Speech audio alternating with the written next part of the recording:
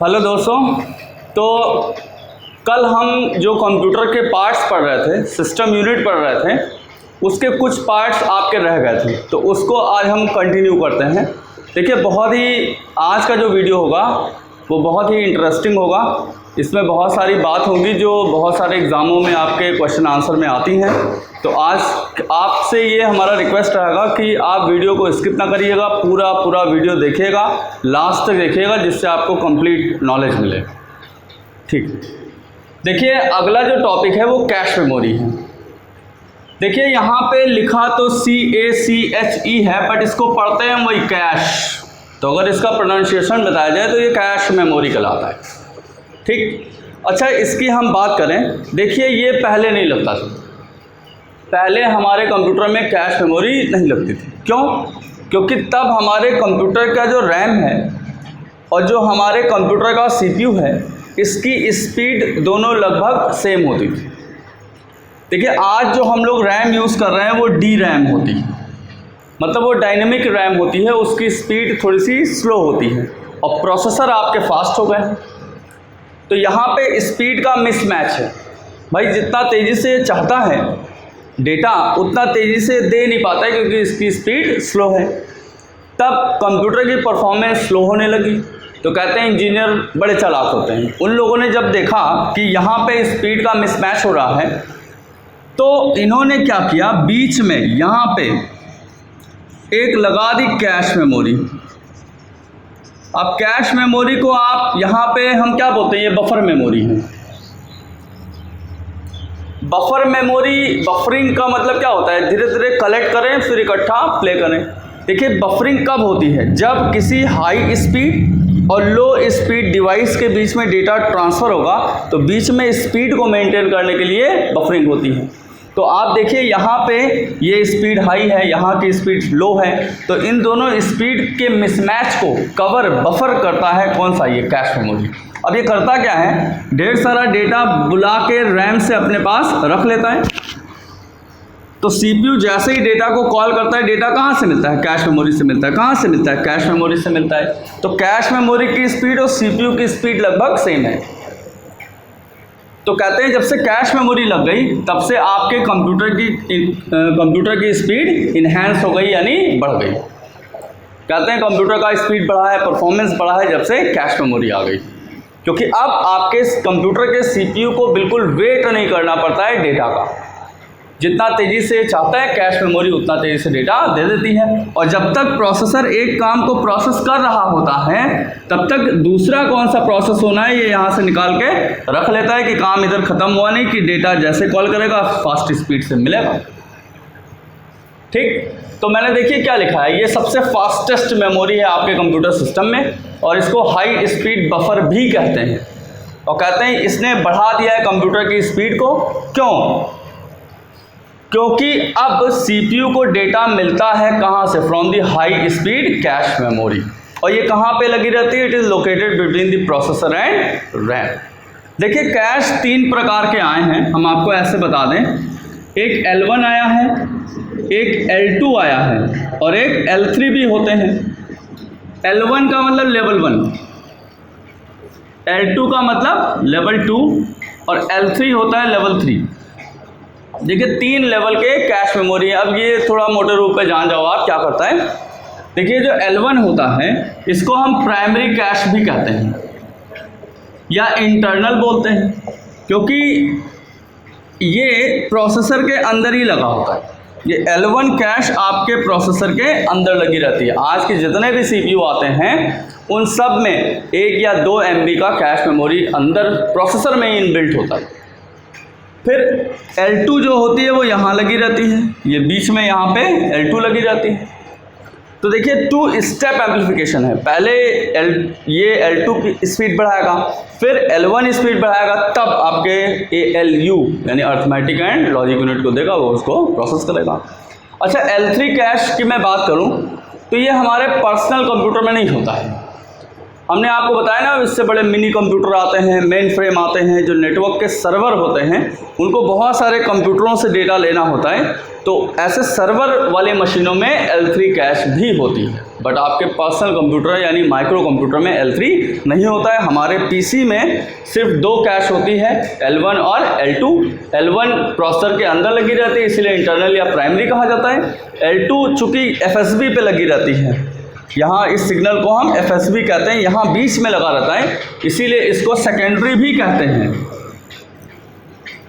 या बाहर लगा है चूँकि, इसीलिए इसको एक्सटर्नल कैश भी कहते हैं। ठीक, तो ये छोटा सा ओवरव्यू दिया मैंने आपको कैश मेमोरी का। देखिए अगला जो टॉपिक है वो है पोर्ट्स। तो पोर्ट्स क्या होते हैं? देखिए पोर्ट्स हैं कनेक्टर्स। मैं आपको दिखाऊं, जैसे मैंने कल बताया था कि ये मदरबोर्ड है, तो मैंने कहा सारे पार्ट इसी पे लगते हैं, चाहे वो अंदर वाले पार्ट हो और चाहे बाहर से कीबोर्ड माउस वगैरह लगाते हो, सब इसी में लगते हैं। तो इन सबको हम कहते हैं कि ये पोर्ट्स हैं।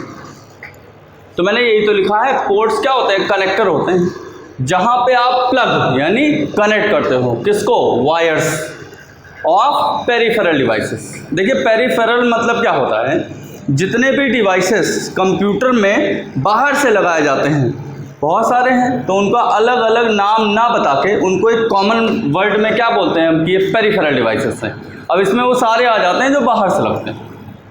ठीक, तो तो अगर हम बात करें कितने प्रकार के पोर्ट होते हैं, तो देखिए मैंने सारे बताए आपको, जितने कॉमन कंप्यूटर में होते हैं या जितने भी स्पेशल पावरफुल मशीनों में होते हैं, मैंने आपको सारे बताए। तो देखिए इसमें जो सबसे पहला पोर्ट है वो PS2 है। PS2 में आपको दिखाऊं, ये PS2 होता है। ये जो दोनों ऊपर लगे हैं ना, ये PS2 होते हैं। इनका फुल फॉर्म होता है पर्सनल सिस्टम। अच्छा 2 क्यों कहते हैं? क्योंकि देखिए 2 ठो लगा हुआ है। अच्छा इनका कलर कोड एकदम फिक्स है, एक ग्रीन कलर का होता है और एक पर्पल होता है। ठीक, तो पर्पल वाले में कीबोर्ड लगता है और ग्रीन वाले में माउस लगता है। देखिए इनमें 8 होल्स होते हैं, देखने में दोनों एक जैसे ही हैं। तो जब आप कीबोर्ड इसमें इधर उधर लगाओगे लग तो जाएगा, लेकिन चलेगा नहीं। तो हमें ये पता होना चाहिए कि इसमें कौन सा लगता है। आपको मैंने बताया पर्पल वाले में कीबोर्ड लगता है और ग्रीन वाले में माउस लगता है, ये याद रखिएगा। ठीक, तो मैंने पहला पोर्ट कौन सा बताया आपको? PS2 बताया। अच्छा अगला देखिए अच्छा मैं आपको बता दूं इसमें क्या लगता है। इसमें PS2 कीबोर्ड और PS2 माउस लगता है। तो जब आप खरीदने जाएंगे ना दुकान पे, तो कीबोर्ड और माउस 4 जगहों पे लगते हैं कंप्यूटर में। तो आप जब डिमांड करोगे वो वाला तो देगा, तो आपको अगर यहाँ लगाना होगा तो आप उस शॉप वाले से बोलोगे कि मुझे PS2 कीबोर्ड या PS2 माउस चाहिए। ठीक, इसके बाद मैं आपको दिखाऊं, एक ये जो पोर्ट है इसकी पहचान देखिए, बाकी सब में होल्स हैं, लेकिन यही एक पोर्ट है इसमें पिन निकला हुआ है। इसको हम मेल कनेक्टर कहते हैं और होल्स वाले को फीमेल कनेक्टर कहते हैं। तो मेल कनेक्टर वाला सिर्फ एक होता है, और इसमें मैं बताऊं आपको 9 पिन्स होते हैं, 5 एक रो में 4 एक रो में। ये बड़ा कॉमन पोर्ट है, इसका नाम है सीरियल पोर्ट। सीरियल का दूसरा नाम कम्युनिकेशन पोर्ट भी है, और इसको शॉर्ट फॉर्म में बहुत कहते हैं कॉम पोर्ट। तो कॉम पोर्ट का मतलब क्या है? Communication port. और ये किस पोर्ट की बात हो रही है? सीरियल की। मैंने आपको बताया है कि इसमें मेल कनेक्टर होते हैं, 9 पिन होते हैं, और इसमें सीरियल डिवाइसेस लगते हैं जिनका सिग्नल सीरियल जाता है। जैसे मैं आपको बताऊं, इसमें सीरियल कीबोर्ड आएगा, सीरियल माउस आएगा और सीरियल प्रिंटर आएंगे जो एक एक अक्षर छापते हुए चलते हैं। तो ये पोर्ट आपका कौन सा हो गया? ये सीरियल हो गया। ठीक, अब इसके बाद देखिए ये जो मैंने लिखा है पैरेलल। पैरेलल का दूसरा नाम है लाइन प्रिंटर पोर्ट, और इसको शॉर्ट फॉर्म में LP और T यहाँ से उठाए हैं, LPT कहते हैं। तो LPT का फुल फॉर्म क्या हो जाएगा? लाइन प्रिंटर पोर्ट हो जाएगा। और ये किस पोर्ट की बात कर रहा है? ये पैरेलल की बात कर रहा है। इसको मैं दिखाऊं तो ये वाला पोर्ट है। देखिए वॉयलेट कलर का सबसे बड़ा पोर्ट होता है, ये दूर से ही पहचान में आता है, और इसमें लाइन प्रिंटर्स लगते हैं। मैंने आपको बताया था एक ड्रम प्रिंटर होता है, एक चेन प्रिंटर होता है, तो लाइन प्रिंटर जो लगते हैं वो इसी में लगते हैं, इसीलिए इसको लाइन प्रिंटर पोर्ट या LPT कहा जाता है। ठीक, अच्छा इसको सीरियल क्यों कहा गया?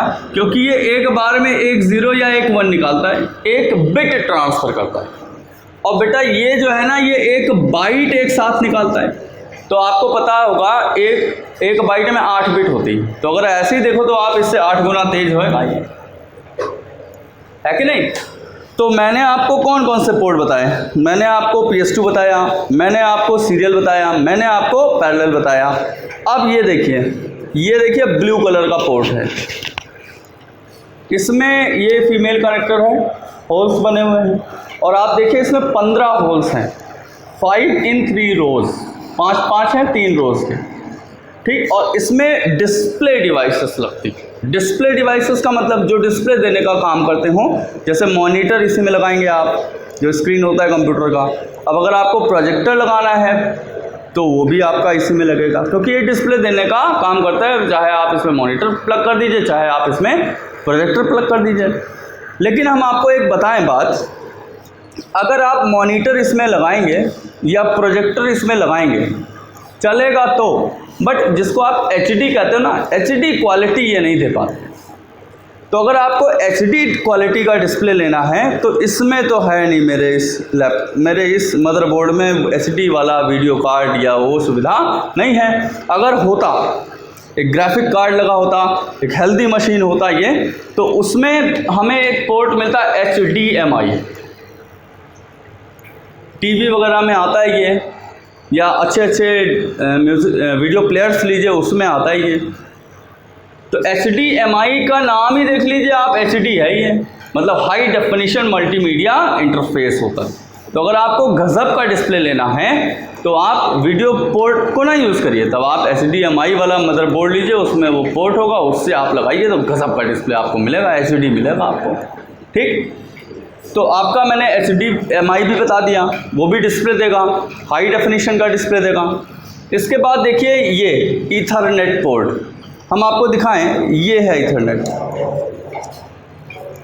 कहते हैं कंप्यूटर का नेटवर्क का केबल इसमें प्लग होता है, और ये ईथरनेट पोर्ट एक NIC सर्किट होएगी, जो कल मैंने आपको बताया था, उसी का पोर्ट है ये। इससे डेटा अंदर जाता है, इससे डेटा बाहर निकलता है। तो नेटवर्क वाला तार लगाने वाला जो पोर्ट होता है, इसको हम ईथरनेट पोर्ट कहते हैं, ठीक। इसके बाद देखिए एक गेम पोर्ट होगा।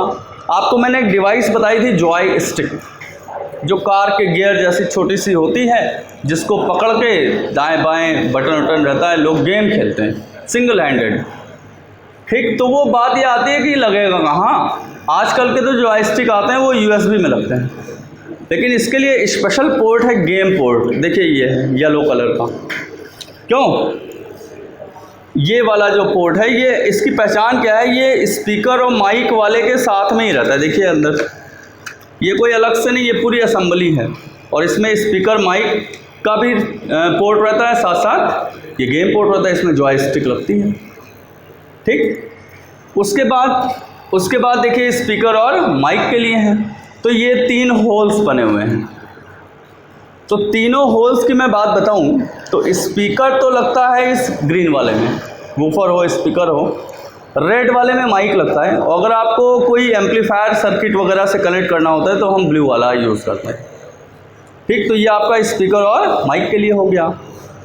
अब कुछ ऐसे पोर्ट, अच्छा अब देखिए एक USB है, देखिए USB, ये देखिए 2 लगे हैं यहाँ पे, ठीक। ये तो बड़ा कॉमन है USB, इसकी बात ऐसे ही जान जाओ आप, ये होता है यूनिवर्सल सीरियल बस, ठीक। अब इसका क्या काम है, देखिए यूनिवर्सल इसलिए है क्योंकि इसमें लगभग सारी डिवाइस लगती हैं। हम कह नहीं सकते हैं कि USB में सिर्फ यही लगेगा, कीबोर्ड ही लगेगा या माउस ही लगेगा। आप देखिए, आप लगभग सारी चीज़ें USB में लग जाती हैं, इसलिए बोलते हैं यूनिवर्सल है, चाहे जो लगाओ, ठीक। उसके बाद ये जो पोर्ट है, ये आपके कंप्यूटर में कई सारे होते हैं, जैसे 2 है, ये पीछे हैं सिस्टम के, 3-4 आगे लगे रहते हैं, क्यों। अब मान लीजिए हमें डिवाइस 10 लगानी है, तो आपको पता होगा एक USB हब आता है, जिसमें एक पे लगा दोगे तो उसमें कई मिल जाएंगे आपको, उसके एक में लगा दें तो उससे कई मिल जाएगा, उसके एक से लगा दें तो उसमें कई मिल जाएगा। ऐसे करके तो हम उसके द्वारा तो हम कई USB बना सकते हैं, लेकिन हमारे कंप्यूटर का कोई लिमिट तो होगा कि कितने USB को एक साथ चला पाएगा। तो ये होता है भैया 127, ये आपके एग्ज़ाम में भी पूछा जाता है, या आपसे कोई पूछ ले, आपको पता होना चाहिए कि हमारे एक पीसी में एक साथ कितने USB डिवाइसेस अटैच किए जा सकते हैं। तो 127 इसका आंसर होगा। USB की खासियत मैं बताऊं, पहली बात तो ये हॉट प्लगेबल है। हॉट प्लगेबल में मतलब कंप्यूटर ऑन रहे, आप कीबोर्ड लगाओ, माउस लगाओ, प्रिंटर लगाओ, स्कैनर लगाओ, कुछ लगाओ, तुरंत चल जाता है। इसीलिए बोलते हैं हॉट प्लगेबल है। भाई कंप्यूटर जब ऑन रहेगा, करंट जाएगी तभी तो गर्म रहेगा, तो उस समय भी आप कुछ लगाओगे चल जाएगा। बाकी मैं आपको बताऊं, जैसे मैंने आपको सीरियल बताया, पैरेलल बताया, तो ये सब कोल्ड प्लगेबल होते हैं।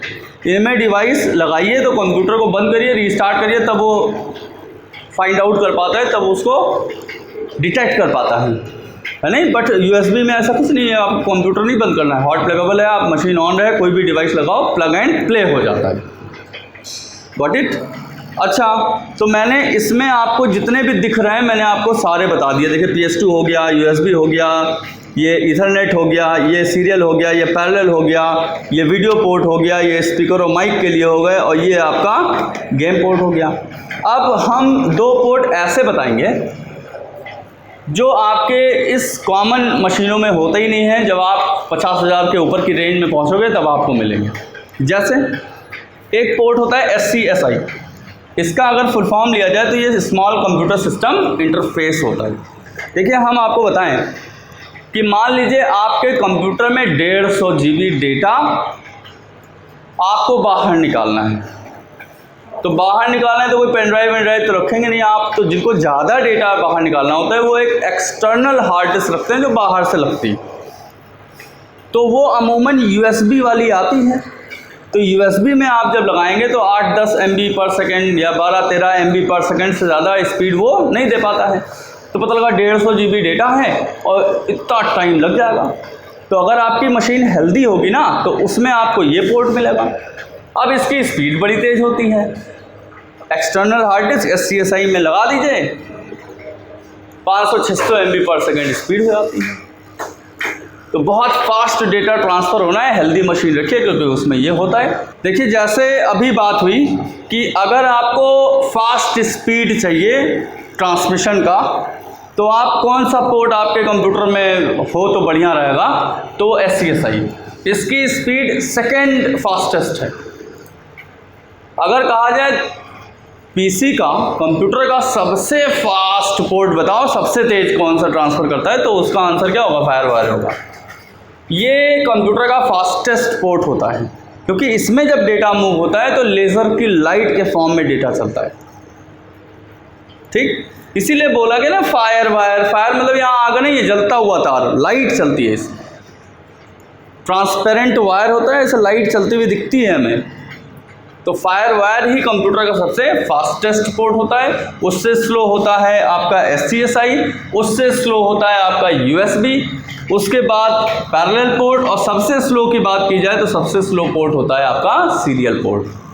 ठीक, तो आज मैंने आपको कंप्यूटर के सारे पोर्ट्स बता दिए। अब एक छोटा सा पार्ट बचा हुआ है, वो भी हम आपको बता दें।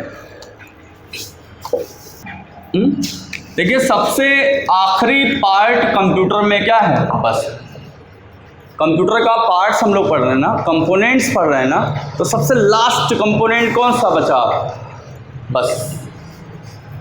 अच्छा, बस जैसे हम लोग को यात्रा करनी होती है, ट्रांसपोर्ट से कहीं जाना होता है, तो हम बस पे बैठते हैं, और बस क्या करती है, हम बस पे बैठ जाते हैं और हमको एक जगह से ले जाकर दूसरी जगह पहुंचा देती है। यही तो। अच्छा, कंप्यूटर में बस किसको कहते हैं? बस बोलते हैं ट्रैक को, बस कहते हैं वायर को, जिस पे डेटा मूव होके एक पार्ट से दूसरे पार्ट पे पहुंचता है।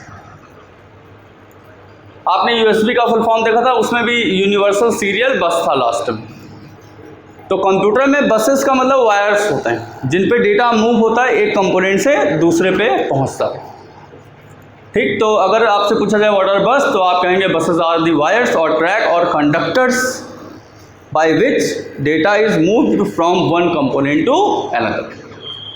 अच्छा, बस बेटा 3 प्रकार के होते हैं। एक होता है डेटा बस। भाई इस पे डेटा चलता है, डेटा एक स्थान से दूसरे स्थान, एक पार्ट से दूसरे पार्ट पे पहुंचता है। अच्छा, कहाँ का डेटा है, मतलब किस डिवाइस से आया है और कहाँ पे जाना है, है नहीं। तो डेटा का एड्रेस चलता है एड्रेस बस से। ये स्पेशल वायर होते हैं जो डेटा का एड्रेस ले जाते हैं कि कहाँ से आया और कहाँ जाना है। तो डेटा मिला, एड्रेस मिला, अब उस डेटा का करना क्या है, उसको सेव करना है, उसको ओपन करना है, उसको डिलीट करना है, उसको अनडिलीट करना है, उसको कट करना है, कॉपी करना है, क्या करना है। तो उसके लिए आप कंप्यूटर को आदेश देते हो कि हमें ये काम करना है। तो जिस वायर्स पे आदेश या कमांड्स जाते हैं इनको हम कहते हैं कंट्रोल बस। तो हमारे कंप्यूटर में 3 प्रकार की बसेस होती हैं जिन पे डेटा चलता है, उनको डेटा बस कहते हैं। कहाँ का डेटा है, कहाँ पे जाना है, उसका एड्रेस किस बस पे चलता है, एड्रेस बस पे चलता है। और उस डेटा का करना क्या है, उसके जो कमांड्स आप देते हो, निर्देश आप देते हो, आदेश आप देते हो, वो कमांड्स किससे मूव होते हैं, कंट्रोल बस से मूव होते हैं।